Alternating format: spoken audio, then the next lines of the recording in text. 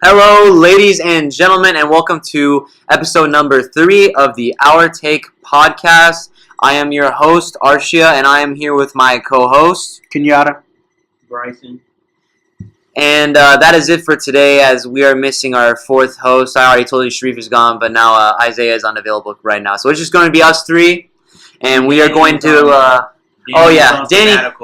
Danny's having a good time right now. Let's just say that. Anyways, today we will be talking about the NFL and NBA, but first, let me address, don't forget we have our Twitter, at OurTake Podcast. No spaces, no underscores, no nothing, just at OurTake Podcast. Give us a follow, and you will always know when we post our podcast. We try to post every Saturday. It's been tough lately, but starting now, we should be very, very on the mark when it comes to posting every Saturday. And what else? Oh, yeah, if you guys just want to listen to a specific topic, I'm going to put down like NBA and NFL like in the timestamps in the description, so that way you guys don't have to listen to the whole thing. And with that, I think we are ready to talk. What do we want to start with, NFL, NBA? We can go NFL. Yeah. NFL. Okay, so let's go ahead and talk about these playoff games we addressed. Let's first go over the Falcons and Eagles game, because I know Kenyatta is really ready to talk about this. Now, first, before we go over the game, let us address. I chose the Eagles, while the other two co-hosts chose the Falcons. Okay, with that said, Eagles won 15-10. In a very horrible play. Kenyatta, give your take on how this game went.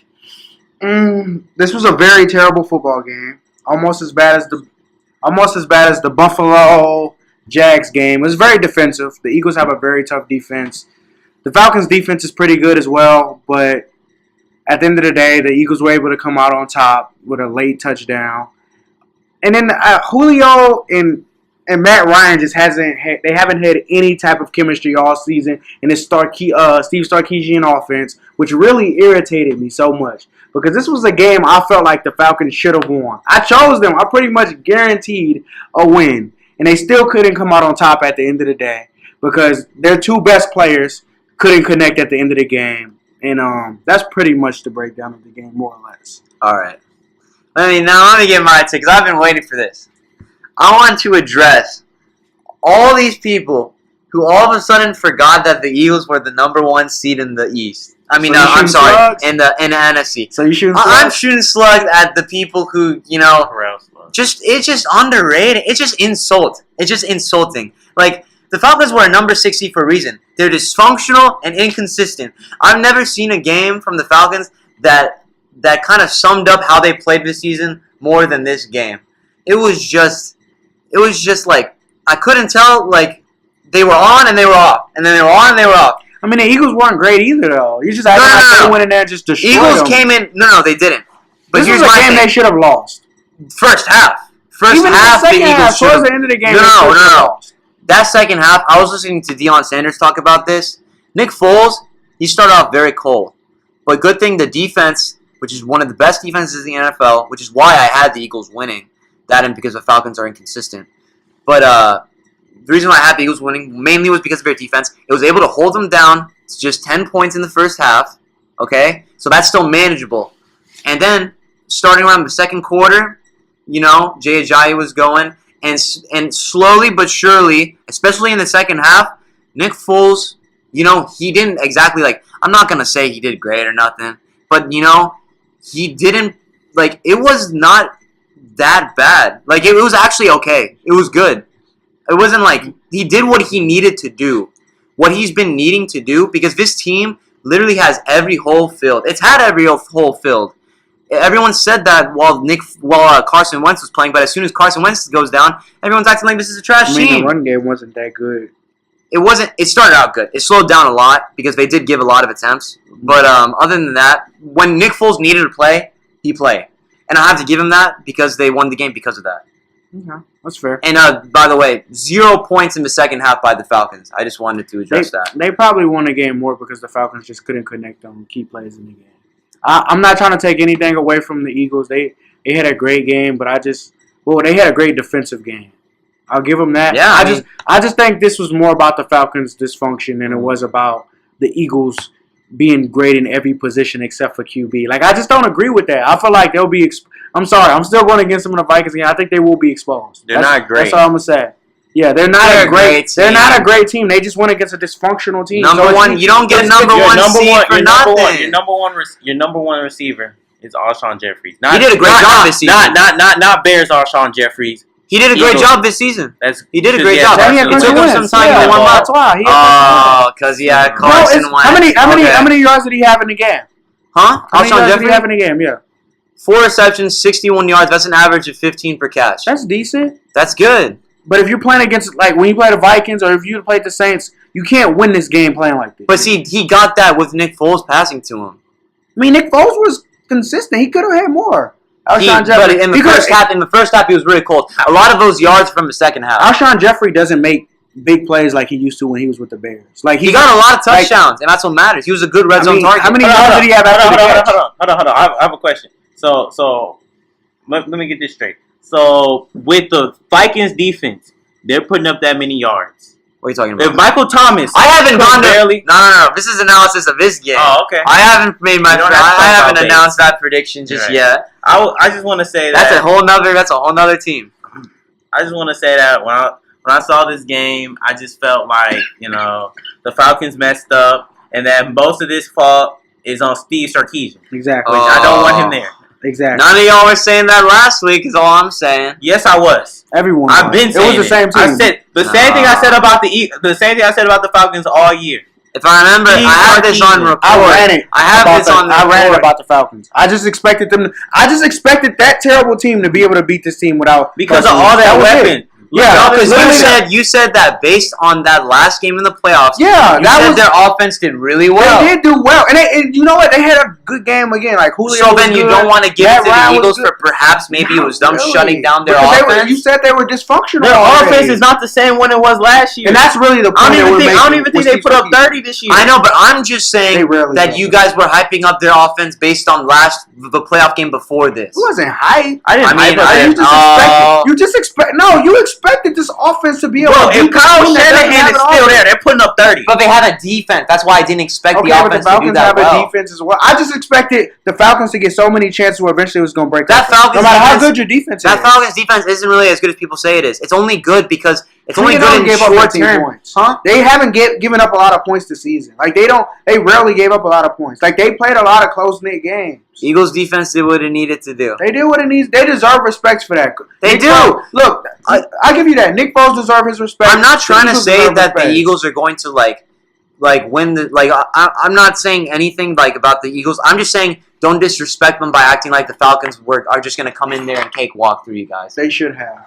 They should have. No, they should not have. That was very disrespectful. With the offensive coordinator and the way they were 6th seed for a reason. Because their offense was. Well, then you shouldn't say that they're gonna cakewalk through the Eagles if their offense is stagnant. Their weapons they have weapons where they could just break off. But they were stagnant the whole season, so why? And it Julio literally had a game where he had 250 yards and 3 TDs. Was that this game? No. Then I don't care.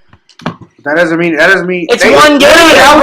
They can break out any game, just like they did in the last game. Like that's the whole point. That's why we're going with that. Yeah, but Freeman can come out and run for 100 yards and take Coleman. Them being able to gut in game, that should not be regarded as a for sure cakewalk. That's what everyone was like. Of course, it's also because of Carson Wentz wasn't playing. Let's just be honest about it. That's what I'm saying. I'm saying just because Carson Wentz is playing, that does not make it a cakewalk. I mean, look, this is the whole reason. No, it doesn't because they're not a team that's only Carson Wentz. Yes, this is the thing. Yes, you are an offense that's only Carson Wentz. You're a team that's only Carson Wentz. No, it's not. And it showed today.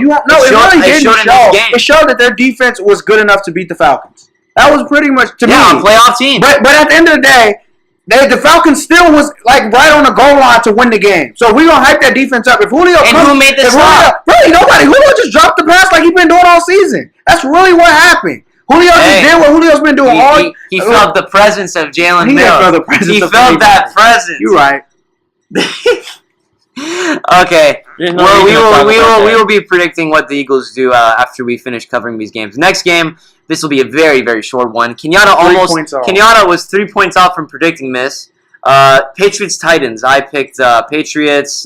Bryson picked Titans. No, I didn't. I picked Patriots. I said I wanted the Titans to win. Yeah, he said it. Okay, my bad. And Kenyatta not only picked Patriots, but he predicted a score of 38-14.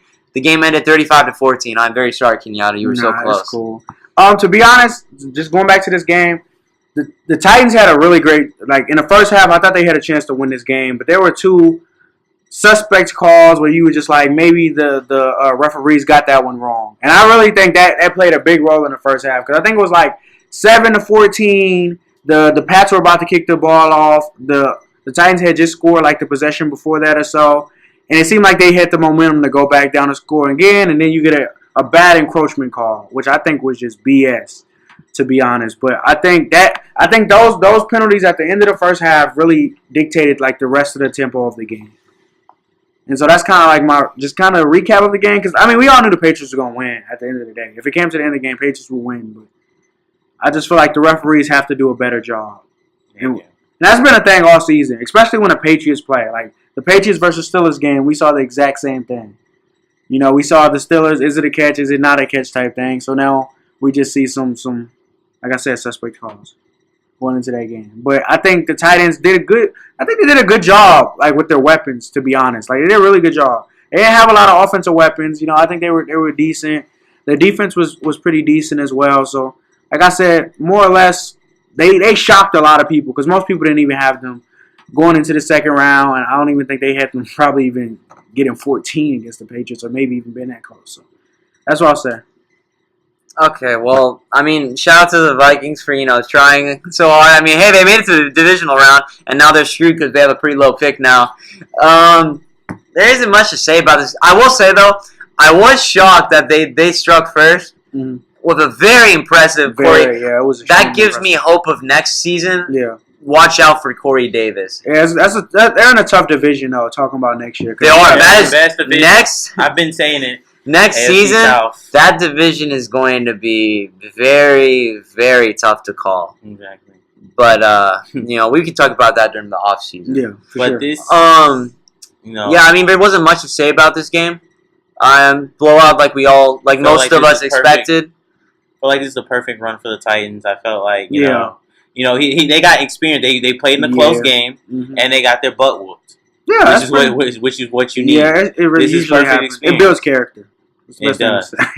They were able to triumph when they were down, which is something you need to learn how to do. And they also learned that they also need to come back with that fire and intensity next year. I think one thing you learn just from playing the Patriots is their discipline and their attention to detail. So by losing this game, you can learn a lot of that. Like you can see like what it takes to win at the next level just by losing to the Patriots. Or as Marcus Mariota being a franchise QB, you can just see like everything that Tom Brady has did to prepare for this game and how he just goes through the progressions once he's in the game. So I think this was a great stepping stone for them. I still don't know if they're going to the playoffs next year in that division, but the future can be very bright for them. 3 teams from that division are going. No, Titans won't go to them. Not right now. Maybe based on the offseason moves, but no. They're going to have to get a new coach and stuff like that. I mean, there's still the Colts in that division as well. Yeah, but no.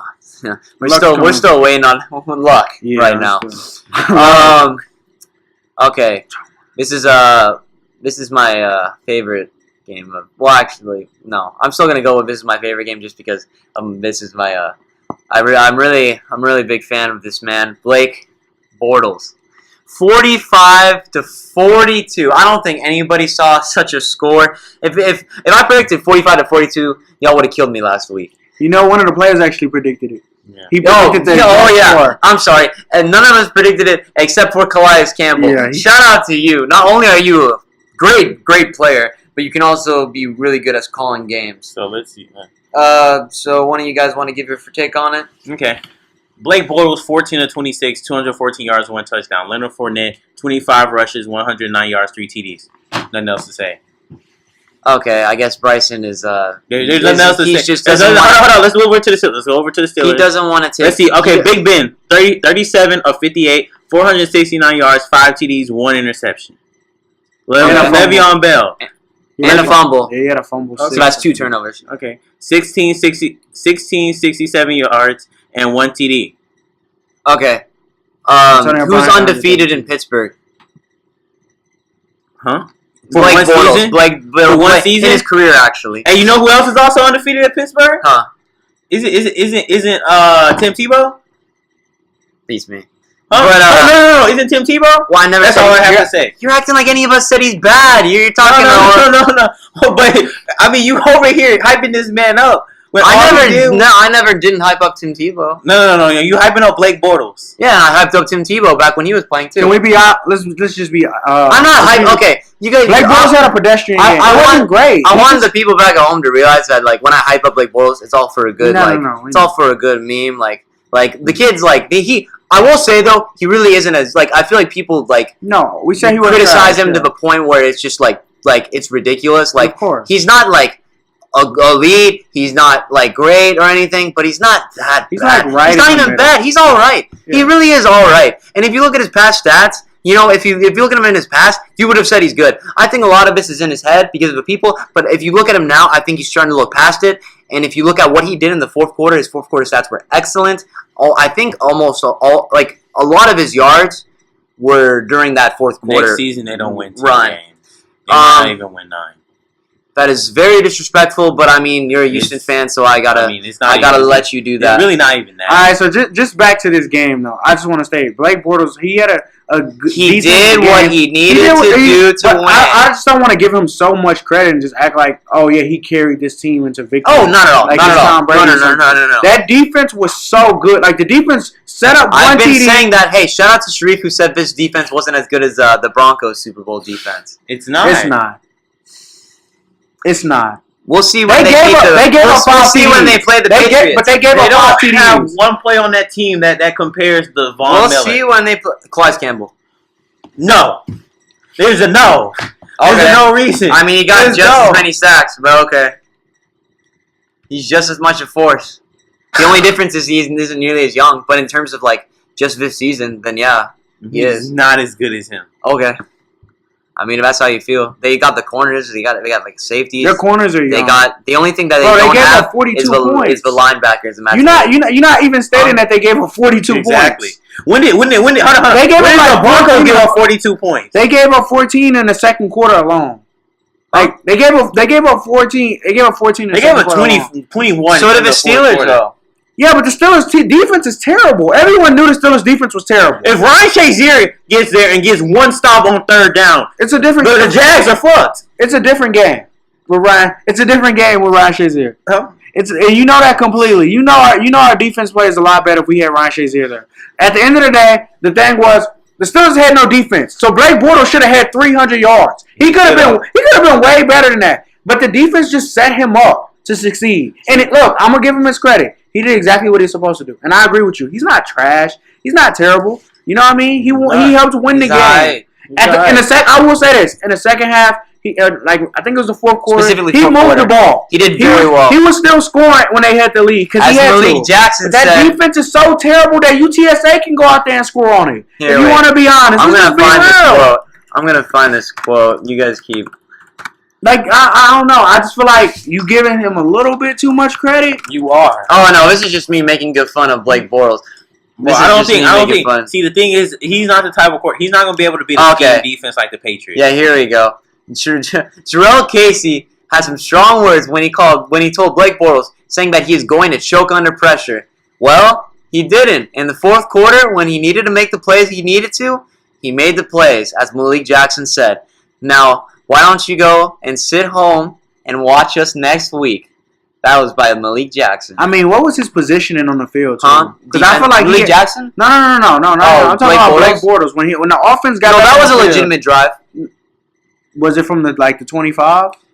I know because he got most of his yards actually from that one drive. Okay. Like I said, he had a good game. In the first half, it was all Leonard Fournette. In the first half, most definitely, it was all Leonard Fournette in the first half. But then he hurt his ankle. And then it obviously, there was a drop-off, and that's when Blake Bortles needed to do what he needed to do. He did what he had to do in the fourth quarter. I'm not going to call him trash. I'm not going to disrespect him. He did what he's supposed to do. But this win is very much, let me just make this clear, that win was all defense. No, like 90% defense and Okay. 10% Bortles. I'm good. I just don't see them. I just don't see them winning against the Patriots. No, the Patriots. Oh wait, that's defense- disrespectful to Fournette. 80% defense, 15% 15% Fournette, 5% Bortles. There you go. That's fair. That's fair. I mean, this is. I mean, really. I mean, y'all like What's up? Y'all really discrediting who really saved this game. It was really T.J. Yeldon.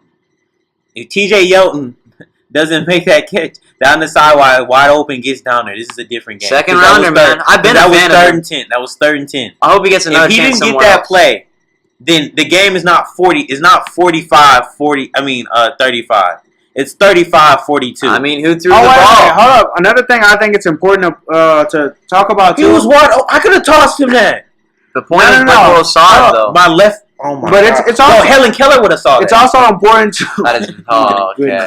I Are we mean, going that there was now? so- He's serious. That was so weird. It's Oh also my important gosh. to point out Pittsburgh's play calling was a little. It was a little. Bye, offended. Todd Haley. It wasn't not even. No, Todd Haley. I mean, we got 42 points. I think. have Ryan Shazier. I'm not talking His about fault. that. No. Mike Tomlin took some chances that he didn't have to take. First half, I think we was That- down 7-0. He could have kicked the field This goal. is He just went my for it. opinion, but I thought that onside kick was foolish. I thought it was foolish, but Fun I stat. thought it was a little necessary. Before that onside kick that they did against the Jags, they had attempted an onside kick under Tomlin's tenure 19 other times. Only once out of those 19 times I mean, did most they teams actually probably make have it. that statistic though. No, actually, like you'd be some teams have a lot better than Oh, like the others. Patriots? We don't want to talk about them. No, I thought the onside kick. Like if he didn't onside kick it, we probably still had a chance in the game. That's what I'm saying. Like, here's my So, thing. Like, if you don't trust your defense to make a stop when they have they a gave up lot of 45 yards, points. when they have a lot of yards to drive down the field, then why the heck are you gonna take the chance I think and just because you don't trust your defense, so you're taking a chance on your special teams. That's the real thing. You don't think your defense. nah, is gonna, man. I think that's what it was. Exactly. You don't think your defense is going to get 3 stops. Exactly. So because you only have 2 timeouts and a 2-minute warning at that point. So it's like my defense is not going to get this stop. So we have to go to special teams. And once we didn't get it, the game You was gotta over. let them try, man. Any team can make one stop at any time. I mean, 45 points says differently. So I mean, Bro, come It's on. just Think one. about it. Look at this. Bro, if they had Ryan Shazier, it would have been a different game. we do not know that, we can't unfortunately, do because we what never ifs saw it at this happen. point. We can't do this one what if Yeah, out. no, what else? The game is the game. You're The right. Jags won. The defense was good. They did. Let's move on. Let's move over to Move the most on. important game. This was many people's. This basically had the best moment in a while. Yeah. I would Best say. Best moment. Haven't seen him play like this since on. Ravens Broncos divisional game. Here we go. New Orleans Saints lost to the Minnesota Vikings 24-29. I picked the Saints while Kenyatta and Bryson. Wait, Kenyatta, did you pick the Saints? Actually, picked the same. Kenyatta picked the Saints. The only one who picked the Vikings was Bryson. Base And beat I will let him. Base guy. I will let him give his take Base on guy. this game. See, everyone wanted to sit here and they wanted to look at me and say, Breeze had this. There were 2 monsters in the backfield. And I kept telling them, this man Case Keenum can play. The defense can play. Their team is all around good. Okay? When Case Keenum needs to... Everybody want to say Blake Bortles is not as bad as he is. This man Case Keenum is playing the football of his career, of his life. Everybody forgets this is the man that holds the NCAA record for single passing yards in a season, in a career, and most touchdowns in a career and a season. I need people to start putting respect on Case Keenum's name. Okay, the run game was okay, it's good. They were stagnant in the second half. Towards the end, they started to let the Saints came back. The Saints came back, but the only reason the Saints came back because there was a couple calls that were just. Keep speaking, Bryson. Kenyatta will talk about it later. Keep speaking, Bryson. Case Keenum. There was a couple calls that that shouldn't have gone that way. And by the way, what is a catch in the NFL? What is a catch? What is a catch? We will never know. In the NFL, we will never know. I think we all know what a catch should be, but the NFL basically decides. Oh, what is pass interference in the playoffs? Because what is that? Because I haven't seen any calls like It's that. aggressive football, though. I think. This is just playoff football. Yeah, it's like basketball in the playoffs. It's more aggressive. You can Playoff get away with football. more stuff. I feel like a lot of those no calls were like they were They were pretty bad. worthy. They were but it's just I think we want that in the regular season and we complain about it when we don't see it. So we can't complain about it when we see it in the What? playoffs. That's because that aggressive style of play. Like you see that throughout the playoffs. No. See, you're giving it on special basis. It's either none of it's okay or it's either all of it's okay. We're not doing this. This is a rule book. We're not making special actions when people do that because that just screws other teams That's over. not how they do it in the NFL. That's not special how cases. they don't do it in basketball. They don't do that anywhere. That's You wish the they did problem. that. That's the difference between the playoffs and the regular season. You're allowed to be more physical. It's definitely it changes different, to get in man. the playoffs is not meant to be high scoring. You don't want to if ruin you're watching it. This. You don't want to ruin it. It's a physical sport. Exactly. Like you bring it back. Want to ruin it. You don't want to ruin the game. You don't in the end, they ruin it. still won, Bryson. So what's You the matter? don't We getting off topic. We are getting off topic. Topic. Let's stay on this Saints Vikings game. So I just want to say, I thank you, Saints, for making this game interesting. I thought this was going to be like a very easy game for the Vikings, but no, the Saints actually made it look like they were going to win. And then, boom, out of nowhere, the Minneapolis Miracle, they are already calling it. Stephon Diggs making that. The game should have been over. I don't even think. He did a wonderful play to stay in bounds. I will say that. I thought he was going to fall out of bounds low key. Did a great job staying in bounds. Marcus Williams. He's a rookie. There's one play. Happens. So I ain't gonna crap on him like all these people are doing. What I will say though is all the plays. Case Keenum did do a good job. He did do a good job. 318 yards, 63% completion rate, touchdown, a pick. They ran the ball a lot, even though it really didn't have any success. I don't know how you're gonna do that against the Eagles. That's like the number one rush defense or something around the lines of that. This big game basically reminded me of why this team is so successful and why Case Keenum does so well. Those receivers are so good. Can we just take a moment and applaud Adam Thielen and Stephon Diggs? Thielen would probably have a 100-yard game too if he didn't get pass interfered because he was burning. He burned Lattimore, defensive rookie of the year. He burned Lattimore. Okay, the reason why I'm saying this is because if you look at the final drive when they needed to win, I'm not gonna because he did throw the ball there, but I feel like that was more of Stephon Diggs making a wonderful catch than Case Keenum throwing a wonderful ball. Because at that point, they had already tried 3 separate times, and Case Keenum was just throwing the same pass. Didn't you just say Blake Bortles and T.J. Yeldon? Someone has to throw the ball there? Huh? He was wide open. He was kind of wide open too. I just said Blake Bortles was okay. My point is, Case Keenum did a good job. He's not okay. He's good. But, he's not great. I don't know if he can make those clutch plays. Because to me, that was Diggs' clutch play, not Keenum's. Keenum just happened to throw the ball. I'm sorry. And Marcus Williams just happened to miss the tackle. In the words of the great Arsha, he said, "Hey, you have to see that he's open." He wasn't open. He had to jump and make himself open, in my opinion. Okay, wow. I was going to start this off a little differently, but Arsha, that was... Bro, you just praised Blake Bortles. Okay, so look. No. I praised that as a joke. In the end, I did say he was okay. No. I understand that, but you can't say Case Keenum was okay and say Blake Bortles. I said he was good. Okay. No, I said he was good. Okay. Differentiate. That's good. But all I'm saying is, as a QB, you have to know your receivers. So if I throw the ball up, I have to know that Stephon Diggs can go get that. I think everyone knows he can get that. It doesn't matter, though. You still have to know your offense. He could have thrown it to Adam Thielen, and Adam Thielen could have caught it. I do think that play was more about Diggs in the end, but I'm still going to give credit to Case Keenum. Oh, most definitely. I'm just saying that was Diggs' play. Okay. But Keenum still But this is what you got to understand. Hold on. As a QB, you got to be gutsy to throw that up, no matter what. You have to take He already did it 3 other times. It doesn't matter. He did off his back foot. He wasn't afraid to take that chance at the end of the game. I had the Saints in this game, and I was just about to say, I actually think if it wasn't for that play, the Saints were going to win, and you'd have made the tackle, and I'd have felt good because I'd have been right about my Yeah, pick. because no offense to the Vikings, but it's just your history. If he was going to have to kick to win the game, he would have missed. Sorry, Kai Forbat. Yeah, but no, I thought the Saints, I'm looking at, I'm like, this game is probably over. The Saints... They were doing a great job most of the game. Of course, some calls could have went either way. That's football. It happens in the game. I thought Drew Brees was okay. He had 2 interceptions, but the Vikings defense is very good, so you expect him probably to turn the ball over a little bit. So Drew Brees goes down the field late in the game, and it looks like it's over. To be honest, after that field goal by the Saints. And I thought the Saints were, to be honest, the Saints probably looked like the better team at points. At a point. I said at points. I didn't say the entire game. I'm not sitting up here saying every second the Saints were the best team. They were going back and forth, but it came down to a miracle play. We can all agree that was a unprecedented type play. It was unbelievable. And like I said, I credit Case Keenum. I credit Stephon Diggs. I credit the Vikings. They did a great job. I'm not taking anything away from them at all. That's a fabulous team. I actually believe they'll win next week and be in the Super Bowl and be the first NFL team to host the Super Bowl game. But all I'm saying is the Saints had a chance in this game. If it wasn't for a tackle, one tackle ends that game. You know what I mean? Literally one tackle. And we're talking about something completely different.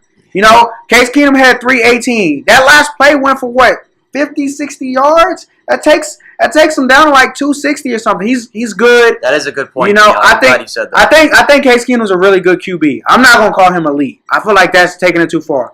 I think the best thing about Case Keenum is what you always say is just his background. You know, he struggled to get into the NFL. I really do enjoy his story. Yeah, he struggled to get to where he is, and he deserves everything he has. He's a good QB. He's not great. I'm not gonna say he's elite. You know, I won't put him in top 5, maybe not top 10 either. But you know, that was a great game. Like I said, I really think I thought the Saints had the game. They didn't deserve the game. If you call the game like it's supposed to be called, it's not about deserving. No, that's not how sports work. Don't do that, Bryson. In the end, the Vikings won. Whoever wins deserves to win the game because they won. What? This Sunday at 2:05 p.m., the Jaguars will be at New England trying to see if they argument. I can't even argue that. Trying to get a Blake Bortles playoff win at New England in the record books.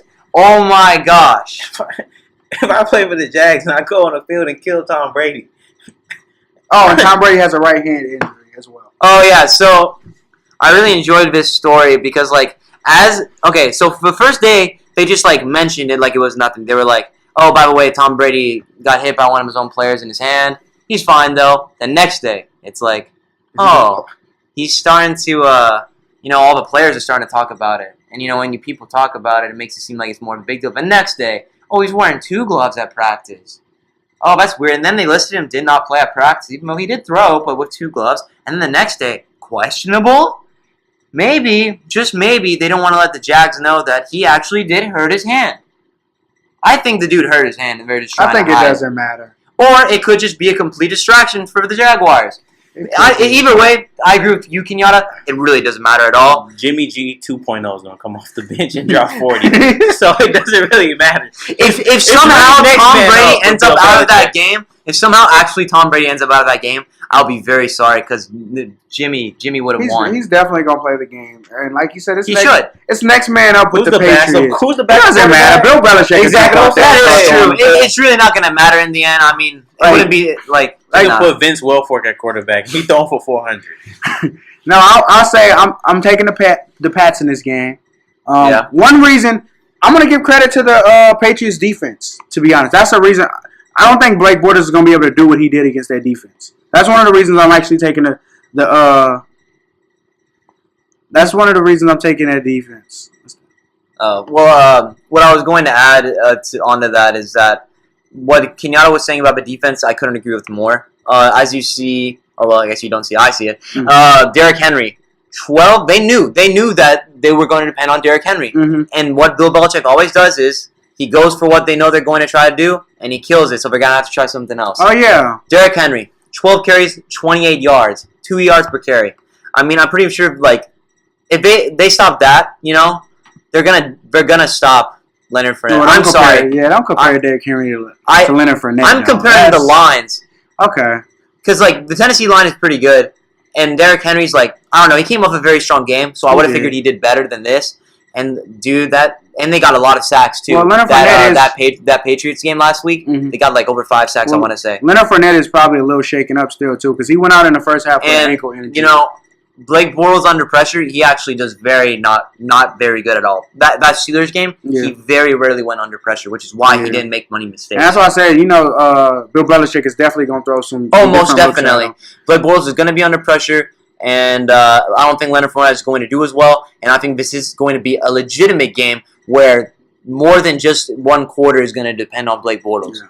And I don't know. I'll get to that later if I think he's going to be able to do that.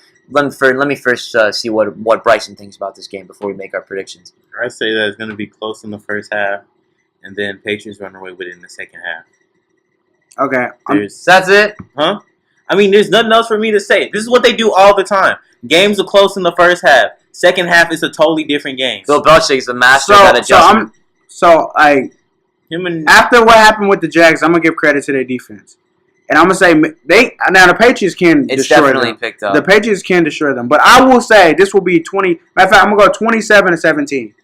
Oh, that score. That's the score I'm going to go with. 27-17, Patriots win. You're going to be off 3 again. I go 10-30. 10-30? The Patriots? Yes. At 10-30, man. That bad? Okay. Well, okay. This is a game. Let me put this on the record that this is a game where I could see it being a blowout win for the Patriots, or a close win for the Jags. I don't really see any way that this could be a blowout win for the Jags. So really, it just comes. But like I said, I would not be surprised if the Patriots just blow them out with all this stuff the Jags are talking.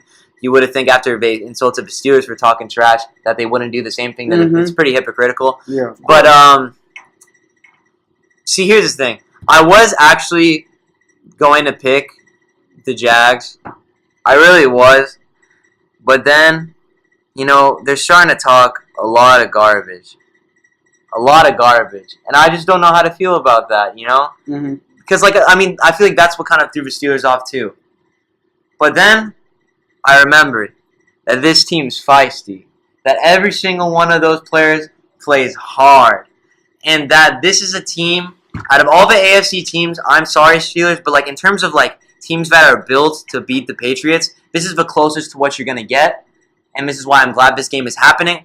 And I feel like this game was meant to happen. And I feel like that this wouldn't be the first time a not-so-great quarterback will win in Foxborough. It's not the same. Who are you talking about? He's talking about Eli Manning. Eli Manning or Joe Flacco. Eli Manning is a leader. Let me finish my take, because I haven't officially said. Tom Coughlin also is part of that management, so don't act like you don't know nothing about beating the Patriots. This is going to be another undefeated streak for the Blake Bortles train. Blake Bortles and the Jags are going to beat the Patriots. It is going to be very close. They may have to come from behind, most likely, but I see it happening. I just got a good feeling. Did you just compare Blake Bortles to Eli Manning? No, I'm more comparing the Jags to the Giants than Blake to Eli. But you just said that you just brought up the quarterback position. Who's their Hall of Fame defensive lineman? I'm just saying that Who's their Hall of Fame defensive lineman? You don't think Calais Campbell's going to go to the Hall of Fame? No. Isn't it too early to tell still? I feel like this Jags defense is getting a little overrated. They're still pretty young, right? That's well, see, here's my take, on that comment. See, even if they lose, 10 out of 11 of their players are locked up for the next 3 years. So I don't really worry. Do you not know what Eli Manning did just to get into the playoffs?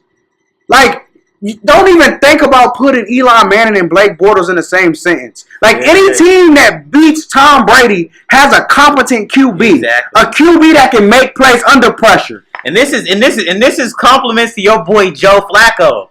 Elite. Exactly. Joe Flacco made great plays. You have to have a QB that can make a play. I like to throw out that Joe Flacco did.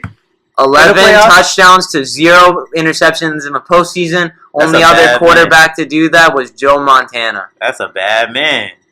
That's how you get that. That's not Blake Bortles. Huh? That's not Blake Bortles. I left this is, you gotta remember. Please don't say that. You gotta remember that this league is a game-to-game league, and I just had this game for the Jags. Okay. I don't. I'm not black. I mean, y'all were ripping me up when I said that the Eagles were gonna win. That's a completely different game. The Patriots are not a dysfunctional team. We will see. Okay, what's your score? What's your score prediction? I said close game. I know. What's the score? I want a score. Close game, probably by 3. How many points? I don't know. I have Jags by 3 though. So you saying they gonna win the game with a game-winning field goal? Is that because if you give Tom Brady 10 seconds, he might throw it down there.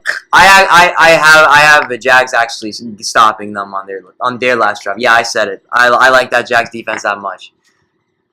Or Gostkowski misses a kick. That'd be funnier actually. That'd be a lot funnier. When was the last time he missed a kick? When he's in the womb? When he kicked that PAT against the Broncos, and that's why they lost. When he flubbed that PAT. Okay. Man, you mean with that man Von Miller, elite pass rusher? A true Hall of Famer? That was a PAT. That has nothing to do with Vaughn. That has nothing to do with Vaughn. Huh? Better than Campbell. Stop. Clash Campbell's been in the league longer than Vaughn. Okay, but Vaughn is already a Hall of Famer. We don't know that. He's a Super Bowl MVP. All right, let's not go off Flacco's a topic. Super Bowl MVP. Is he going to the Hall of Fame? He deserves to. Thank you. I really got he said that. That actually made my day. Okay. Minnesota Vikings at Philadelphia Eagles. I mean, I'm not going. All right. No. I don't want to go on this tangent. I'm not going to go on a tangent. I'm just going to say this. All right. The man won a Super Bowl. He has a Super Bowl MVP, and he competes in the playoffs, and he's a competitor. I love it. Thank you, Bryson. Thank you. Yes. Oh my yes. He flukes sometimes. He flukes a lot of times. But it's only in the regular season. Well, he was taking his team to the playoffs almost every year. I'm not saying. It wasn't really him. I mean, they had Ray Lewis, but I'm not saying he's still. I'm not saying he's a first time ballot like Tom Brady or Peyton Manning. Okay, but after a couple times, put Joe in. Thank you. Okay, we'll finish because I don't want to talk too much about it. I don't think y'all want to hear about Joe. Okay, Minnesota Vikings at Philadelphia Eagles, 5:40 p.m. Who is winning this game, Kenyatta? I'm gonna take the Vikings. Base guy. I feel like I keep going against Eagles, and I'm not trying to go against the Eagles. I'm gonna throw a lot of credit on the Eagles defense, and I'm gonna say this is a 17-14 win. I'm gonna take the Vikings with a late game field goal. They finally gonna get over that field goal hump, and they gonna win the game with a late field goal. That's what I'm going with. Philadelphia. Yes, that stadium is loud. I'm saying that's how they gonna win the game. Case Keenum's gonna be good. I think this is going to be more of a defensive game. I don't see like it's been a super. Oh yeah, that's what game. I expect too. I think 17 versus 14 is kind of high, to be honest. Really? But, yeah, I mean last game was 10-15, and then 10-15, yeah. And then even like the Vikings, even though they had 29 before that late game TD, they had like 20, 22. So like 17 isn't a stretch. So like I said, 17-14. This is a game where somebody's going to get down the field towards the end and probably win it all. You know, it's very slow paced. First half maybe really like 3-3 or 3-7 or something. All right, before Bryson gives his take, let me just say this will be the rematch of the two former Rams quarterbacks, Nick Foles and Case Keenum. So I'm sure they're very happy to get to play each other. All right, Bryson, go ahead and give your take. Someone better call Michael Vick, because there will be some dogs on the field in Philadelphia. Oh my! The Vikings are coming out there and they're wrecking. Okay, that defense is nasty. Mm-hmm. Griffin is getting to Nick Foles almost every play. He gonna be on his head. Anthony Barr, he gonna be on Zach Ertz's head. Lance Kendrick's gonna be on his head. Xavier Rhodes gonna lock down Alshon Jeffries. Who's that other one? Burton, Nelson Aguilar. He'll knock down Nick Foles if he has to. I mean, this is pretty much. And then the offensive side is gonna be harder. But I see what the thing is about the Vikings is that they're crafty. Their offensive scheme. Like if you saw the first half, they came out there on their first drive and they had a great first drive. You want to know why? Because they stuck to a game plan. And their game plan worked.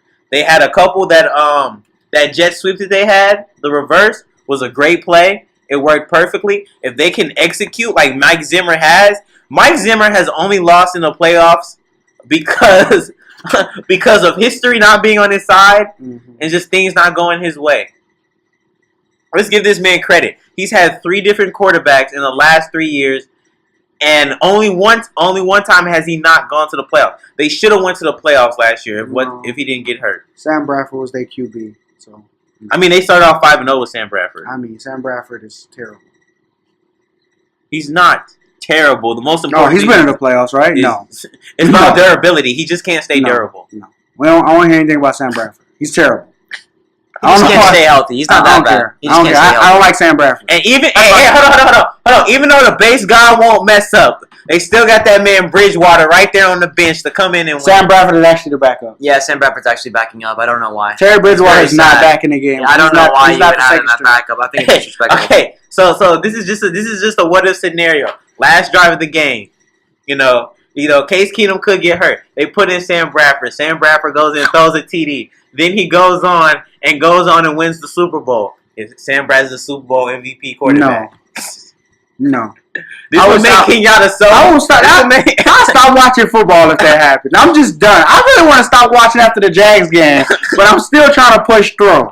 But right, Sam Bradford not going to happen. Let me just finish this, okay? Yeah, because base God time. Case Keenum is a baller. This man has fought his way through trials and tribulations. Okay, Nick Foles had his chance and he broke that. It's Keenum time. Okay, so I'm going to say a lot, and you may not like it, but just let me finish. Okay, so just let me finish. Okay, so before the Saints-Vikings game, even if the Vikings won, I had already planned on picking the Eagles either way. If the Saints were going to win or the Vikings were going to win, I had the Eagles planned on picking. Okay, but here, well, let me put this all in the Eagles' favor first. This is why I had the Eagles winning. Fletcher Cox, just as disruptive as Everson Griffin, and it showed in that Falcons game. He made a lot of plays. He was always on Matt Ryan's neck. It was ridiculous. They got Brandon Graham. They got Timmy Jernigan helping out Fletcher Cox. They got two underrated corners in Jalen Mills and Ronald Darby. I think they're underrated. I mean, I don't really need to say much. You all already know how good this defense is. I think it showed itself throughout the season, and including in this Falcons game. I'm not gonna say it's as good as the Vikings game, but I'm gonna say it's close. And they got two monstrous running backs, in LeGarrette Blount, Jay Ajayi. They're just as good. Hey, wait. Let me finish. Yeah, but they have a record of more succeeding at running the football than the Vikings do. The Vikings run the football a lot. They just don't tend to make very much yards off of it. And I don't know if they can do that against the Eagles. Which is why I was going to pick the Eagles. But in that Saints-Vikings game, I was not prepared for that Minneapolis Miracle. Okay? And when I saw that play, I felt something. And it was such a cold feeling. Because I really want this Philadelphia team to win. I really do. Shout out to my little brother who's been waiting for this. But I'm so sorry. Like, when you see a play like that, I've only seen a play like that in my life only one other time. Joe Flacco throwing that Hail Mary pass to Jacoby Jones. And then they went on to win the Super Bowl. When plays like that are made in those moments, I really don't want to say it, but you're just meant to go all the way and win it. And that is why I was going to pick the Eagles until I saw that play with Stephon Diggs. Minnesota's meant to win that bowl at home, baby. I'm riding that Minnesota train. Minnesota's beating the Eagles, and I have them. I mean, I'll go ahead and tell you, I'll have them beating whoever they play next week too. Look, I'm gonna say this, okay? All I have to say is, look what happened. Look what happened when the Vikings. They're not beating Tom Brady. They are. I don't care what you believe in. They are, man. Nobody's beating Tom. Tom Brady has been destined to get six. They didn't think Joe was going to beat Tom Brady in New England. It doesn't matter. First of all, that's a completely different game. That miracle was just straight Ray Lewis, and you know. Wait, what are you talking about? Not like just everything. I mean, like, you think that was Ray Lewis retiring? I'm talking about his spirit, like everything. Like the team was just, they were like on his back almost, like not him carrying him because he wasn't the Ray Lewis we know and love. He wasn't. But that spirit, like he spoke it into existence so many times. He believed, bro. Like Ray Lewis made that team believe that they were destined to win. I don't get that with the Vikes. I feel like, to be honest, this is a Patriots year. It's been feeling. No, seriously. You read an article, right? Just talking about why it doesn't matter if the Patriots win a sixth Super Bowl. Yeah. It's very so true. But you know the truth? They're going to win a sixth ring. We've all been knowing this since the season started. Let's just be honest. Don't lie to yourself. Don't just sit up here and tell yourself, "Oh yeah, Base beat him started." He's good. He's nice. Who told you? He's not beating the Patriots at the beginning of the season? Because that's a lie. First of all, that's a lie. You want to know why? The NFL last year, let's be garbage. It was pretty garbage. This year was so much better. The NFC was better. Huh? The NFC was better. The AFC was better. The AFC wasn't better.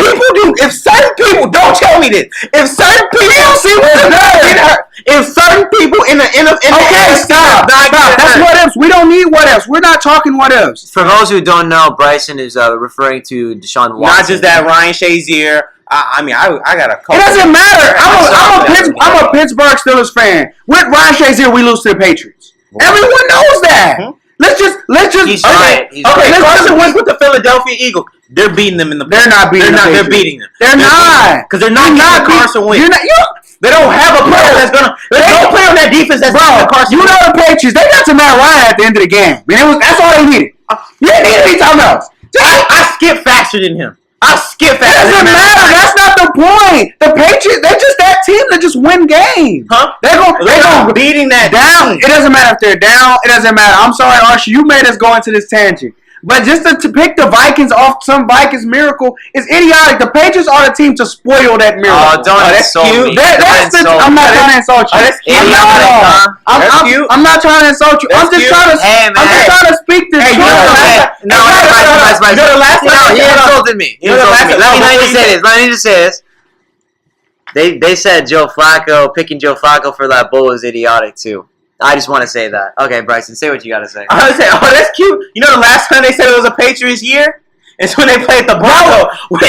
And we saw what happened there. That was a completely different game. It was a completely different game. First of all, that defense was great. We all say that defense is all-time great, but we also know this is a statement of fact. I don't care what any of y'all say. If Gurkowski make that kick, the Patriots are going to go to OT and win that game. That's all it takes. Huh? They already know. The Patriots are going to go OT. And they like, that was cute. That defense all-time great. That's cute. But they did it, to me, as long as they're not playing the Giants. If the Patriots go to the Super Bowl, Cam is getting the ring. Cam is not getting the ring. Okay, we went off topic. We went off topic. No. We've officially gone off. So, Kenyatta picks Vikings. I pick Vikings, and Bryson picks Vikings. Yep. I really want to. So we all have the Vikings versus Patriots. No, I have Vikings versus Jags. That's just me. Okay. So I think we are officially done with the. No, I got a bet. Look. Oh my gosh. We got a bet right here. Okay, I'm down. What's up? All right. Vikings win the Super Bowl. You walking around with Keenum and Sharpie around on your forehead and permanent marker on their day. Let me think of something for you. Huh? All right. We gonna make this bet next week. Yeah. They gotta win. We'll make the bet next week. I'm down. Okay, I gotta think of something for you. He'll give you Brady on his forehead. Nah, that's not good enough. I mean, Brady. It has to be better than that. Okay. All right. Well, with that over with, I had to put Oswald on your head. Somebody might have to call Michael Vick. With that, there's gonna be some dogs loose in Philadelphia. With that over with, I think we can go ahead and go to the NBA. Mm-hmm. Are we good to go to the NBA? Yes, we are. Okay, so I mean, after what we talked about last week, I don't think there's much to talk about that's gone on in this past week. We can talk about the Cavs-Warriors game. Yeah. I don't think most people watched that game, but I want to be. I did look at the box score a little bit, and I think the Cavs lost by 10. All right, so that's one thing you got to mention. The Cavs lost by 10. I'm not saying Golden State was playing playoff ready or anything. Yeah, I think they were up at halftime, as you said too. They were playing pretty good. It wasn't like a rough game for them. I feel like the Cavs still have a lot of potential because they don't have a lot of chemistry with all their players on the floor. I don't think they'll beat Golden State in the finals. They need Derrick Rose. But yeah, I don't think they'll beat Golden State in the finals with this team. They probably will win one. They might even get sweated. But you never know with LeBron on your team too. Does any three of us think that at the beginning of the season this was going to be their final team? No, because I know they were making one. No, more trade. There's a trade. There's a DeAndre Jordan trade coming soon. I feel like that's the only trade. I feel like trade is either that or Charlotte. I don't think the Charlotte trade can be made. And the Charlotte trade talking about is the Kemba Walker, probably Kemba Walker and Dwight Howard for Isaiah and Tristan Thompson. The Hornets this season have already made available Nicholas Batum, Dwight Howard, Marvin Williams, and Michael Kidd. Because they're ready to rebuild. Because they are trying to get rid of all these contracts, just start over. And they have finally, along with all those four players, they have finally decided to make Kemba Walker also available. So some people are saying there's a Walker Dwight Howard trade in the loom for the Cavs. The DeAndre Jordan trade is better to me, just personally. I think you personally just really enjoyed DeAndre Howard. I mean Jordan. No, but DeAndre Jordan and LeBron, it would just be naturally good chemistry. Like, and then it'll be the big body in the paint against Golden State because Golden State doesn't have that. Dwight Howard? No, DeAndre Jordan. But Dwight Howard could do that. But Dwight Howard's not going to do what DeAndre Jordan can do. He doesn't have, just to me, I think he's better. He is better. Put up the numbers this season. No. I think DeAndre Jordan is. I think DeAndre Jordan is playing better this season, and I think he hustles more than Dwight Howard. And y'all know Dwight Howard goes into slumps. He just goes into like these unbelievable slumps a lot of times in the playoffs. No, okay, no. He does that when he doesn't think. If he plays with LeBron, because your attitude changes when you play with LeBron. What do you think DeAndre Jordan's attitude is going to be? DeAndre Jordan already plays well. But with LeBron James, he's gonna play a lot better. He's younger. Well. I think right now he's younger, so he's probably more athletic. I think he's a better defender as well. I'm just talking about right now. I'm not saying in his prime anything. He's better than he's not better than Dwight in his prime. I just think right now DeAndre Jordan's a better fit. That's just one player. Okay, but I don't see Kemba Walker too. Okay, but I would rather keep IT. IT is proving what he can do in the playoffs. You know what I mean? I'd rather have IT. And just say IT's going to step up. It doesn't matter. Kemba Walker's not going to do. At the end of the day, this is a matchup against Golden State, correct? Yes. Kemba Walker and Dwight Howard is not going to help you beat Golden State. Dwight Howard gives you a better chance of doing that than I think both of them because you keep IT. IT's probably going to start giving you 20 to 30 points. To give some context to the people at home who are deciding on DeAndre Jordan or Dwight Howard, for the record, here are the stats for this season. DeAndre Jordan has about 12 points per game, 15 rebounds per game, and 1 block per game with a player efficiency rating of 20 points. And Dwight Howard is scoring about 15.5 points per game, 12.5 rebounds per game, and 1.5 blocks per game with a PER of about 18.5 points. He's statistically the better player.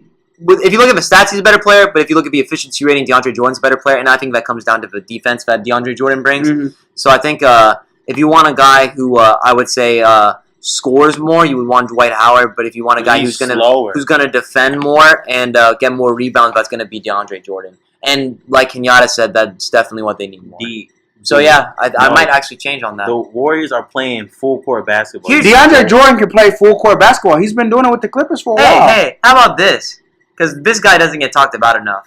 I'm a really big fan of what he's doing right now. Maybe the Clippers can trade not only DeAndre Jordan, but also Lou Williams. They're not trading. Lou Williams! Not trading Lou Williams. In the last 13 games, Lou Williams, known as the sixth man now, the starter shooting guard, one of the best shooting guards right now, in the last 13 games, has over 30 points per game. No, hold on. Let's talk. That's a good idea. Hold on. It is a good idea, isn't it? It's a good idea. He's only got one more year left on his deal. Before we go on, what was that blasphemy you were talking about? What's up? A couple days? Yesterday. What was it? Louisville All-Star? Lou Will should be an All-Star. Over Dame? Huh? Over Dame? Numbers side by side. Numbers? No, not over Dame. He's a shooting guard. I'll still give it to Dame. I never said that. Lou basically. No, they take away shooting guards, and I don't think they put the same amount of shooting guards and point guards on the team. See, the thing is, like, Lou Will did his stuff too late. He didn't do it like consistently from the beginning, so I can't give it to him for the All-Star game. Lou Will doesn't carry that team.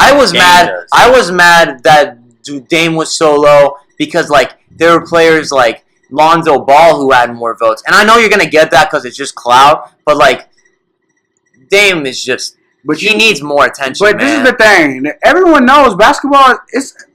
Especially All-Stars. It's more about clout than anything else. It's more about clout than anything else. Okay. You're telling me John Wall deserved it more than Dame? John Wall does deserve to be in the no. John Wall. Oh, no. This season, based on performance, you're saying John Wall deserved it more than Dame? John Wall's is... Don't do it off a cloud. Wall's a based on performance this season. Dame is not okay, but if you're saying that, then it's hard. You can't put Lil Wayne over Dame. Then I'm not. Based on performances. Look, if we're just going based off performance, Of course, Dame probably deserves to be in there, but that's not how sports works, and we know that. No, that's all I wanted to hear. That's all I wanted to hear. But I'm just saying. The fact that he said that I'm satisfied. Yeah, all I'm saying is that's not how sports work. I'm willing to say that. I'm willing to be honest. That's why Yao Ming was in the All-Star game so many times. I'm not saying y'all didn't deserve it, but y'all always had the number one voting. Y'all he was never the best player in the NBA. He had the most clout. I mean, he had China. It's not even a competition. He had the entire country in China. He deserved to be number one. He wasn't KG. He wasn't AI. He wasn't Kobe. He wasn't none of those. He was just y'all. Most time he was injured, and he still was getting I like this All-Star game talk, but let's before we get to the All-Star game, let's go ahead and finish with this Cavs talk. So what Kenyatta thinks is the last is that they need one more piece if they want a chance at beating the Warriors, and that is DeAndre Jordan, correct? No, that's not the statement. I think you have a better chance. I'm not saying that's what I'm saying. For a better chance. Now, if you do the DeAndre Jordan and Lou Will, and you get to keep IT, Kevin Love, and LeBron, I don't know how they could do that. They have a pick. They do have a pick. That's a pretty nice team. It is pretty nice, isn't it? I mean, Lou Will can give you 30 off the bench. That's what I'm saying. All LeBron needs is someone to make sure this man can sit and read. You literally have 2 Isaiah Thomases on that team. But Lou Will could probably drop more than IT. But you have 2 players that can just come in and drop 30. I mean, that's a possible. And play defense. That's a possible 7-game season. LeBron doesn't need another Kyrie, to be honest. He got 2 players like that. So, Lou Will, DeAndre Jordan for the draft pick, Tristan Thompson, maybe Shump or J.R. Smith or both. What is a move that you feel they need to make, Bryson, the Cavs need to make? I think it's what he said, or the best possible thing is a 3-way trade where they get the best player. Who, Anthony Davis? Huh? What best player? I don't. It's hard to decide because in the way the NBA is looking right now, nobody wants to trade. Nobody wants to trade. That's so true. But this is another thing. But what I'm thinking is the best way to do it is if they're going to want to get a good player, like an all-star, they're going to have to do a 3-way trade. Yeah, and you have to give up the number 1 pick. And that's what I was going to say. That's the biggest problem. At the end of the day, IT contract is up. LeBron's contract is up.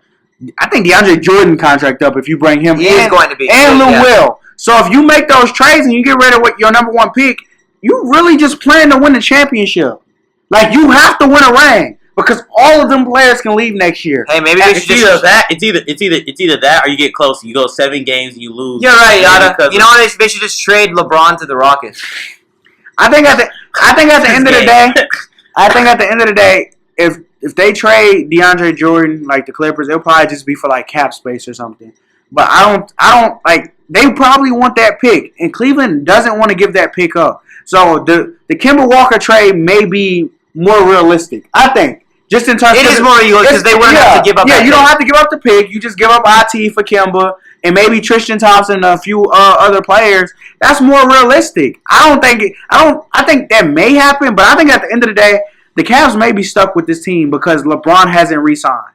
I really think that's why. If LeBron would commit right now, they would trade that pick. You seen long. They would probably get AD. You see I feel like a 3-way trade maybe. Clippers somehow a miracle they end up with DeAndre Jordan and Kemba Walker have a 3-way trade. That's a good trade. But you know what I think would be a good trade? I would do this if I was the Cavs, even though it sounds kind of weak. But I would definitely, if LeBron was committed, I would trade Isaiah Thomas and the number 1 pick for AD. And maybe somebody else. You can't toss away Kevin Love. Yeah, no, I wouldn't get rid of Kevin Love. I like Kevin Love. 19 and 10. He's performed when they play the Warriors. Yeah, he's been playing really well. I don't think you get rid of Kevin Love. I think IT is the piece you kind of got to trade away at this point. It's sad. It's sad, but he's the biggest question mark. You can't They have to wait it out. They have to wait it out to the trade deadline. And when he plays, he's been playing well. I can't blame him because you heard the quote that like he still can't like feel his legs kind of like that or something. I just feel like that the trade they should have just held on to Kyrie for something better. I don't think it was much better. They wanted that pick though. They wanted Paul George, but Indiana refused to do it. That was the next best trade because they wanted him out of conference. Yeah. So like I said, at the end of the day. And I think Indiana made the right deal getting Victor Oladipo. Oh my God, and DeMontis Sabonis. But yeah, but that's something else. I just want to mention that. But I think Cleveland is. All right, so my take on the Cavs, dude, like they could get Kemba, they could get DeAndre, they could get Dwight, they could get whoever. Dude, I'm sorry, LeBron, but like DeAndre and Lou Will too. Even like that will only get them 1, maybe 2 games. Are you serious? They're losing in the finals. It's just like even if you get those like unless you just get like an AD or somebody on near that level, I just want to. You're just not. Yes. LeBron took Delly, Tristan Thompson, Shump to 6 games with Golden State. Was JR there? Yeah, JR was hitting. And JR. The Delly. 6. I know they ain't have KD, but he still took that team 6. So you telling me with a healthy say IT is IT, right? And say you have Lou Will and DeAndre Jordan. Like that right no, now. I'm just. This is all hypothetical anyway. Even so you're saying IT's healthy? Yeah, say IT's healthy. He's IT. He's giving you 25, 30 points a night. Okay. And then you have Lou Will doing what Lou Will is doing and DeAndre Jordan. And Lou Will? Yeah. Then I have it go to 7, but I still have Golden State. You still have Golden State in 7. Just based on chemistry alone. I still have Golden State in 7. I don't think you want to take LeBron 7 games. Huh? I don't think you want to play LeBron in 7 games. LeBron shows. Look at his history in Game 7. Hey, CJ. So he usually. By the way, this is to the people at home who think I'm just hating. I hate the Warriors. I would love for the Caps to win. Did you bring realistic? Rockets going. But I'm being realistic. Rockets going to the finals. I would love that. I would love the Warriors trying to make it to the finals. But We'll see. They're just. Hold on. Tomorrow night we'll see. I feel bad for LeBron. The reason why I feel so bad for LeBron is because that is going to be his 6th finals loss, and all the people are just going to start crying and stuff about him. It doesn't matter though. And in the end, Michael Jordan, praise him. He never played a team like this. Warriors team. Thank you. Not only just that though, MJ didn't go to what 7 straight finals? Because this will be his 7th if he goes this year. Oh, who, LeBron? Yeah, would this be his 7th Yes, I straight? want to say so. MJ never went to. I love MJ. MJ's the GOAT. There's no discussion to me at all. LeBron is probably number 2, or he's at least top 5 at this point. No, he's at least number 2. So for me. if If LeBron gets 2 more rings, he's the best player. 2 is a lot. 2 is a lot. I know, but if he can climb that mountain and he gets, does that mean he have to win this year? Or you would have to win this year. Are you saying he can lose this year, come back Hell no. next and win 2 in a row? If he wins 2, if he loses, You said this year and win 2 in a row, right? Wins 2 more. But not with Cleveland. No. Like if he goes to Houston, I can't give it to him. I can't. Like that's another thing. Like I also like. I judge it to KD, and KD went to the Warriors. Nobody's saying KD's number 1. No, they're saying he's one of the best, is what they're saying. Nobody's going to ever say KD's the greatest. I don't see that conversation. No, they won't. But they'll say that he's top 5. I don't even see that. He's on his way there. I think he'll be top 10. But I think my point is this. If LeBron goes to the Rockets next year, and he goes back-to-back, first of all, he's not playing Golden State in the finals anymore. He's going to be playing the Celtics. Conference finals. That doesn't. I mean, it's like whoever basically be the finals. Yeah, whoever. I think if LeBron goes to the West, you're going to end conferences though. Anyway, I think that's going to happen. I think at that moment they're like, we have no more conferences. Yeah, there's like a behind-the-scenes deal that LeBron gets paid to not go to the West. Yeah, it'll have to be. But like, I think if he goes to Houston, you can't put him over MJ. Because this is a different level of basketball where people have to team up. I will say that, and people need to go ahead and admit that you have to team up or you're not winning. That's true, but I can't say you over. I can't say you better than MJ. This man MJ had a top 3 player. And Scotty. I don't think Scotty was top 3. Hold on. Look at the numbers after he left. No. Look at the numbers after he left. No. Look at the numbers after he left. Here, wait. Let me pull up this Shannon Sharp article because he made a very good point about he played both ways and he averaged. Yeah, he was a. Hold on. As far as a 2-way player, yeah. Hold on. Name another player that's top 3 right now that plays 20 points, that scores 20 points and plays both sides of the ball. Is he a top 3 player? Yes or no? Yeah, Kawhi. Okay, that's basically what Scottie Pippen was. I don't think he offensively he was what Kawhi is. He dropped. He took that team to the conference finals without MJ. He took second. No. He carried them to the 2nd seed. Yeah, no. James Harden. He did a great job. But let's not act like Phil wasn't there. Like, let's put respect on Phil's name. Phil was that team was missing MJ. But I mean, and they're not going to the finals without MJ. Of course, you take Shaq or Kobe. And I don't know how good the East was at that point either. Like, I don't think the East was like they had the Magic. The Knicks were good, but the Knicks couldn't really. Reggie Miller. The Knicks wasn't really getting past the second round at that point. The Pacers weren't getting past the Knicks. You knew that. That was pretty much their little. They went to 7-7. I just feel like Scotty was great, but I wouldn't say he was at that point. Because bro, you put him over Shaquille O'Neal, you put him over Patrick Ewing. Tim Hardaway was really good then too. He wasn't better than Charles Barkley. Charles Barkley was a beast. Charles Barkley is underrated. He wasn't better than Charles Barkley. He wasn't better than Karl Malone either. He probably wasn't better than John Stockton. So to say He was better. So to say better than John Stockton. Please, don't disrespect. Put some respect on this air tempo band right here. No, Scotty. I'm respecting Scotty.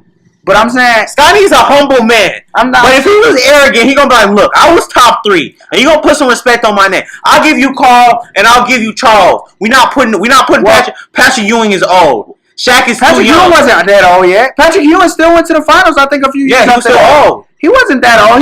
He still was able to lead his They were team. more like a Spurs team. They were more like a Spurs team. They just had a complete. They had a complete. But to get back on topic, at this point, I think Cleveland is done. Here, This season let me without a great trade. let me just read these 2 quotes, and then we'll start talking about this All-Star game that's coming up. Mm-hmm. These are 2 quotes from the show Undisputed. One was made by Shannon Sharp, and one was made by Skip Bayless. So the first, let me read the Shannon Sharp quote. By the way, I retweeted these and liked these on Twitter. Follow us at OurTake Podcast. No spaces, no underscores, just at OurTake Podcast. Give us a follow, and you can just see stuff that we'll be talking about. I'll be retweeting them, and sometimes I may even tweet during the playoff games. Okay, so Shannon Sharp. Name the time that Michael Jordan beat a team in the finals that had 4 of the top 15 players assembled on it. That's what LeBron is up against. That, and here's a good quote by Skip Bayless. I know you're really not going to like this, Bryson, and I don't agree with it, but I agree with like a little bit of it, but not with how over-exaggerated it is. This is what Skip Bayless said. Scottie Pippen was overrated. There's no way Scottie Pippen is a top 50 player unless he gets to play with Michael Jordan. He was just a guy when he went to Houston. He was just a guy when he went to Portland. Yeah. And also, after he won, he also said before Michael Jordan, and then Shannon Sharp in a rebuttal, though, he said that before Michael Jordan got Scottie Pippen, he never won a playoff series. So that is also the argument you can make. Before Michael Jordan got Scottie Pippen, he never won a playoff series. So yeah, Scottie Pippen was a 2-way player. Basically, Skip just thinks that that wasn't that important in in that era though. Like there were a lot of 2-way players. Jordan was a 2-way player. And that's what makes people were 2-way players. It wasn't as common as it is today. People played both sides of the ball. But when look, I'm not saying Scotty's overrated. What? Skip went a little. What are you saying? What are you saying? The best players in that time were 2-way players. Yeah, and what? Sean Kemp. The whole Seattle. That's exactly what I just said. I said they're not overrated. In that time, I'm not saying they're overrated. I'm saying it wasn't that uncommon because you keep saying he's a 2-way player. Like that's what makes him top 3. Like he's not top 3. He's probably not top 10 Who in are you that talking time. about? Scotty. He is. Scotty's probably not top 10. Right now, Scotty's definitely not top 10. No, we're talking about back. No, we're talking about at that back moment. At that moment, I don't think Scotty was top 10. I think he was actually, man. What exact year? No. This is gonna take too long. This is gonna take too long. What year are we exactly talking about? We aren't even sure about this. We're not gonna bring. We're just gonna finish it with the opinion that Kenyatta doesn't think he was a top 10 player back then. Bryson does. I don't. We're just gonna finish it there. And we'll maybe continue it next week when we get more information on it. But right now it's gonna take too long. The main point. Let's just go ahead and get to this. We've been waiting for this All-Star game. LeBron is the captain of the East. Steph is the captain of the West. Who has the first pick? How's this gonna go? Who has the first pick? I want to say it's is it Steph? Who had the most pick? I mean, the most votes, because I think that's who has the first. I think it's LeBron. Oh, he take Giannis first. Curry said that's who he wanted to take. I know. That's why because he didn't want to get dunked on. I think this is great. The idea of them being able to draft or vote for the B team captains and basically pick their teams. I think that adds for more versatility. Too, and LeBron has the number 1 pick. LeBron could shock us and probably take Kyrie just because, like I'm gonna take the kid or something like that. LeBron just to kind of like squash everything, showing they cool. Or he could just pick up and see what his team would be like if he went Chris Paul, Carmelo Anthony. He's not. And say play with his friends. He can do that. That's possible, but Wade's probably not gonna be here, so I don't see that happening either. Chris Paul isn't. Chris Paul didn't make the starting lineup, did he? Huh? No, Chris Paul didn't make the starting lineup, so he's probably. I don't even think he made the bench. He's probably not even. The bench been selected. Oh no, sorry. The bench hasn't been selected yet. So Chris Paul, I think at this point, if we're looking at this, LeBron's probably gonna get like maybe Ben Simmons, or he's gonna get Antetokounmpo, or Ben Simmons is for sure starter. oh yeah, no, that's Who you reserved. put- my Yeah, bad. Ben Simmons Who you is putting in the Ben race. Simmons in over? I'm sorry, my bad.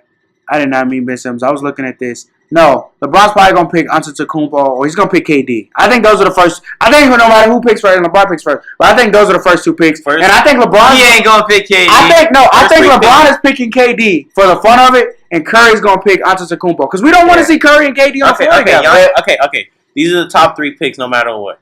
Giannis, KD, James. Yeah, I Well, agree with James that. is. What do you mean, James? James Harden. James Harden. Yeah, those are the top 3 picks. Easy. Well, AD's probably. Yeah, I was gonna say. I think He's 80. four. AD might go over James Harden because James Harden's been injured, Yeah, I was That gonna may say happen. 80's gonna go over. and James. AD may be fun to play the with. thing is, the thing is. Plus, they want big. Hold men. on. The thing is about that is that it's like you have to think of this like a draft. Like if you're playing a game, you don't like if They think of want this the as big man. Think of this as fantasy. When you do fantasy, you got to make sure you get your first top 5 picks. You get your first 5 positions sealed.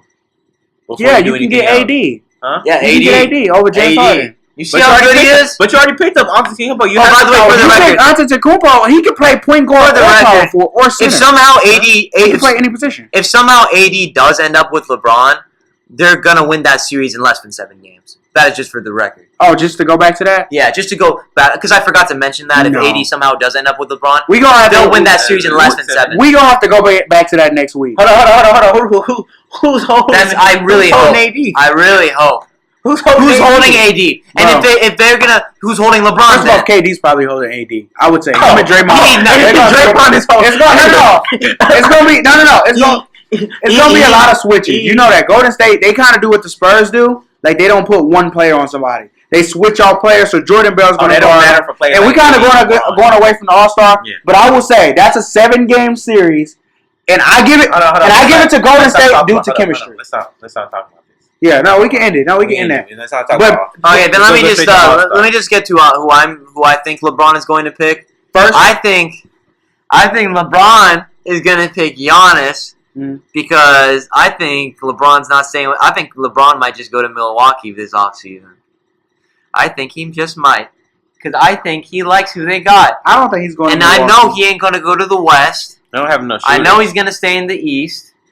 And out of all the other East teams besides the Cavs, I like the Bucks from best. And I think he does too. Imagine LeBron and Giannis. Imagine that. Why? Imagine Why? that with Eric Bledsoe, Chris Middleton, Malcolm Brogdon, There's a better situation. Parker. There's a Jabari Parker, and but Thon Maker's still very not developed. He's going to develop. But like Kevin Garnett said, that man's going to be MVP one day. Thon Maker. Okay, I believe that too. But the best situation is probably going to be the Wizards when DeMarcus Cousins is off. When DeMarcus Cousins is free, he's going to be. If DeMarcus Cousins goes to the Wizards, LeBron. Pelicans already said that DeMarcus Cousins is not for sale. I don't think. No, he's off this offseason. Yeah. Oh, you're saying Matt Barron going to re-sign him? I think Hmm? what might surprise What are you doing? people, if we go back to since we're talking about who LeBron's going to pick, I think he's going to pick whoever, but I think at the end of the day, if we're talking about, I think he might stay in Cleveland, to be honest. I think the free agent market is so open that there's a chance, and we're going back to LeBron, but it's cool, because this is all about LeBron. I Let's mean, just be there's honest. not much to talk But about in the NBA right yeah, no, so There is. now. All the NBA is really is just Cavs versus Warriors in the end. it really It's is. really not. You can talk about Other than rookies, we can talk about young, developed players Look, too. we don't look. Okay, I'm gonna say that the West is closer than you think. It Oh, is. it's definitely closer. We're not Like, they're gonna not- give it. like, I'm not. The gonna Warriors give it. aren't going to sweep every team on the way this No, time. They're not. They're definitely not going to have to play more games, and that's probably going to help the Cavs in the end. But like, it's still going to be the same thing. I don't think okay, it's not for sure as you said it, okay? As much as I want to say it, okay? Of course, my team Houston, Yes. is of course a contender to They go are ahead and contenders. and I hope they do it. I hope I'll to just God. sleep in. Okay. Mhm. And right now, I give it. Even though people don't want to say it, I say they're on the same level as the Warriors at turning offensive power. Okay, I say. Hold on. Let me rephrase it. I mean, as defensive power. Okay. Okay, and then as offensive, we're one more piece of being over the war. We're one piece away. If you're talking about in terms of offense, we're one piece away than being better than them. No. What? No. No. No. No. Not even close. Let me just quote that. One reason why y'all not really as close as y'all think, but y'all not as far as everybody else thinks. What? If that makes sense. This is why. James Harden and Chris Paul literally has to do everything. Exactly. That's why one. No, it has gotten close with Cleveland because they almost beat them. But I don't think Houston is good enough. I think if Houston had Paul Millsap, they still wouldn't win. And the reason why I think Golden State's system is better at the end of the day. And when the Golden State play in the playoffs, they ramp it up to a whole new level. Like right now, they kind of like they play hard, but I promise their defense is so much better in the playoffs. You want to know why their system is not better? Because their coach isn't better than Mike D'Antoni. Their coach, Steve Kerr, is not better than Mike D'Antoni. Their system, look. Mike D'Antoni's system is great. He put together a great. If you put Mike D'Antoni on the Warriors, he's having a field day. There would be a better team if they had Mike D'Antoni as a coach.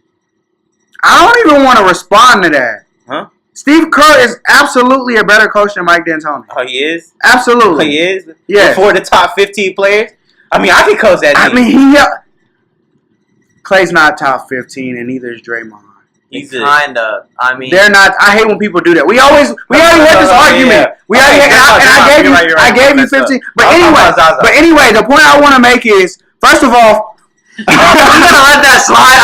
I didn't even hear it. I don't know. Let's get to the record straight. I don't care Draymond. I don't believe in Draymond at all. No, we know Draymond was never suspended. They would have won if the Warriors would have won. And I agree with that. But we are getting a little off topic. But I just want to state this real quick. No, Houston is not one piece away. They're one big piece, and a few role players away. No, I would say they have role players. I think you're going too far. I actually completely agree with Bryson. I think one piece more, and they're actually like they could take the Warriors to 7, if not beat the Warriors in the series. What you don't understand is what you need is players to switch on KD, and we have the most players in the NBA. We have the defense. Until then, it's gonna be Warriors, LeBron. I don't think there's any much else to say. We already covered a lot of LeBron. I mean, this is pretty much the LeBron James section. We could talk about besides the NBA section. We're talking about the future. I mean, is it really? We can just talk about how just. Wait, have they selected the players for the I don't know if it's rookie. Rising Star. I think the Rising Star game is going to be really good this season. Yeah, I think it will be too. We have a lot of great up and coming players in the NBA, especially rookies, and we have a guy with Rising Stars. Let's see if the Rising Stars were selected. So we have Embiid and Malcolm Brogdon. The Rising Stars have not been selected yet. Oh, and Jamal Murray. I forgot about. And usually it's world versus. That was. They switch it up a lot. They do, but I think the world one would be good again. World versus US. That's not as many. Because Kristaps Porzingis is a bona fide All-Star this year. I think we should just end it here. I feel like we've gone to a point where this isn't really worth talking about. I feel like the audience heard what they want to hear. About Rising Stars. Rising Stars. We resorted to Rising Stars. I think we reached about an hour 30. I think this is a good time. We're gonna try to not have these as long. Try to get to just talk about stuff that is actually crucial at the moment of now. Mm-hmm. But we can recap games for the week. Because we basically, this is Friday night, all the games are over, and we don't have to do every game, but we can do the substantial games. There was only one other game that I saw that was substantial. Was that substantial, though? Yes. The James Harden didn't even play. He did play. Yeah, he only scored 10 points. With him scoring only 10 points, they still beat them by 8. No, they're way better than the T-Wolves. The T-Wolves are... The T-Wolves are young. I think we all know that. And then the only game that I saw that mattered, because the T-Wolves are young. Andrew Wiggins. The only game that I saw was what was it? Where's the game? I can't even find it. It's the Pelicans the Pelicans Celtics game. That was some time ago. The Pelicans are starting to win games because of AD. That AD. Like I said, bro, you put them on the Cavs. They're winning that series. I'm gonna say this. It's not. If you watch them, they win games. They're streaky. They'll win 2 and they'll lose 2. So because it's all on AD. It's all on AD. It's not all on AD because when AD they have no bench. It's true, they have no bench. Because let's give it credit. Earlier in the year when AD was hurt, DeMarcus Cousins was carrying that team.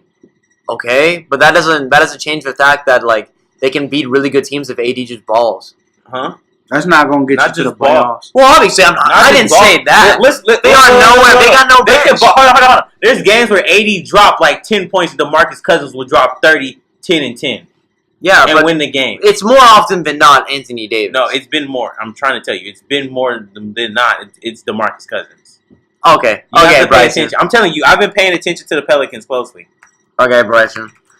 I didn't really want to do this, but you're making me pull up the stats. Oh, we can pull the stats. And it's up, just like I don't want to do this right now because it takes time, and I don't know if our audience wants to hear me type. But by the way, I apologize for the sound. I have no idea what that is in the background. If you guys hear that, okay. DeMarcus Cousins. Oh, okay. I love to hear random noise. Okay. DeMarcus Cousins, 25 points per game, about 13 rebounds per game, 1.5 blocks per game, with a 22.86 player efficiency rating. And then Anthony Davis with 26.7 points per game. Not as many rebounds per game at 10.5, but remember he plays power forward, not center. And with 2.1 blocks per game.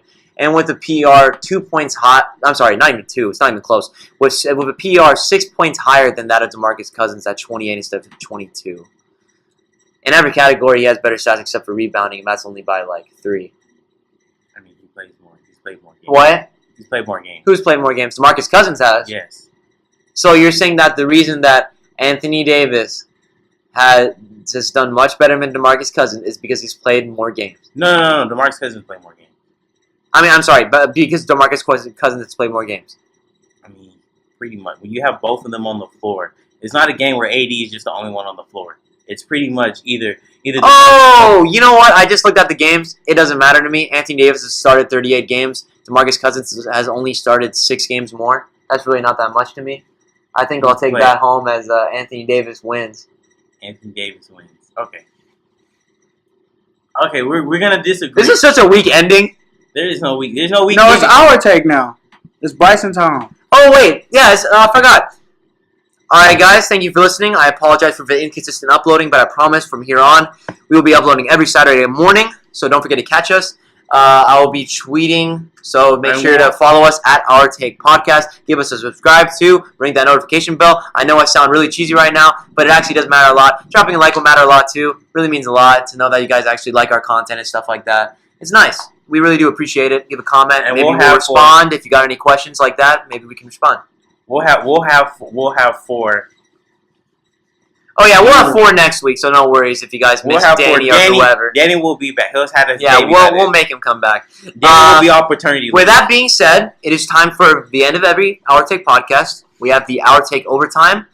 Kenyatta has participated. I have participated, and I think it is time to give Base God's biggest fan the stage. There's a lot of things that I ran about through the day. I could talk about the Warriors getting KD, still not over that. I could talk about how people go and disrespect the Rockets. I could talk about I could talk about college football. I could talk about Alabama. But you know what? I'm gonna take time out of my day to do what we need to do and talk about the NFL officiating. I am so tired of not knowing what a damn catch is. Okay? I look at this. Is this a catch? Is that a catch? I don't know. I start to wake up in the morning and someone throws a ball to me and I catch it. I'm like, is this a catch? Okay, what is a penalty? What is encroachment? What is offsides anymore? I think what is grounding? You want to say pass interference? What's pass interference? Thank you, Arsha. Thank you for bringing that up. What is pass interference? I mean, I sat here and I watched your team play my team, the Texans, and I saw them rip this man's D-Hop's jacket off.